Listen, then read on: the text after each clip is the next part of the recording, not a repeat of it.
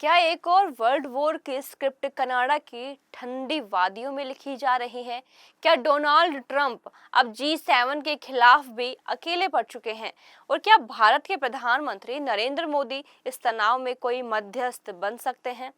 Canada के कनासिस्क में G7 देशों की बैठक चल रही है, लेकिन अंदर जो बहस हो रही है वो पूरी दुनिया की सांसें रोक रही है। G7 समिट का पहला दिन और माहौल पूरी तरह से जंग में लिपटा हुआ। इजराइल ईरान के बीच पांचवें दिन भी मिसाइल उड़ रही है, दोनों तरफ तबाही मची है। इसी के बीच G7 ने आधिकारिक बयान में साफ कहा, इजराइल को आत्मरक्षा का पूरा हक है और ईरान को परमाणु हथियार नहीं रखने दिए जाएंगे। लेकिन इसी समिट में सबसे बड़ा ट्विस्ट आया। अमेरिका राष्ट्रपति डोनाल्ड ट्रंप ने मीटिंग बीच में ही छोड़ दी। उन्होंने मीडिया को बताया कि वाशिंगटन सीज फायर के लिए नहीं बल्कि बड़े फैसले के लिए लौट रहे हैं। सोशल मीडिया पर ट्रंप ने खुलकर कहा, ईरान ने बहुत देर कर दी बात करने में, अभी उसे भुगतना भी पड़ेगा। तेहरान में रह रहे सभी लोग तुरंत शहर खाली कर दे। G7 के अंदरूनी सूत्रों के मुताबिक सभी सदस्य देश चाहते हैं कि इजराइल ईरान जंग पर एक संयुक्त संघर्ष विराम प्रस्ताव बने, लेकिन ट्रंप इस पर साइन करने को तैयार नहीं।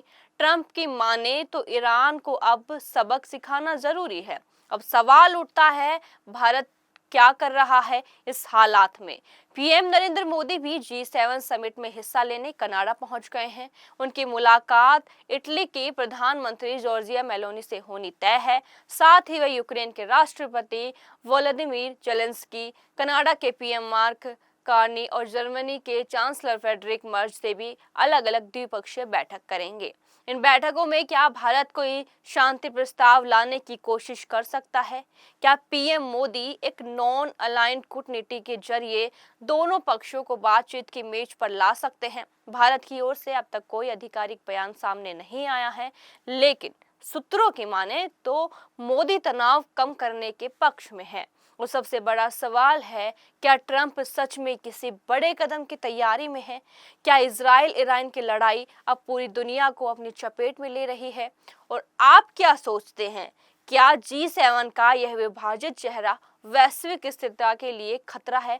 और क्या भारत इस पूरे संकट में एक शांति दूत बन सकता है? कमेंट बॉक्स में अपनी राय जरूर बताएं।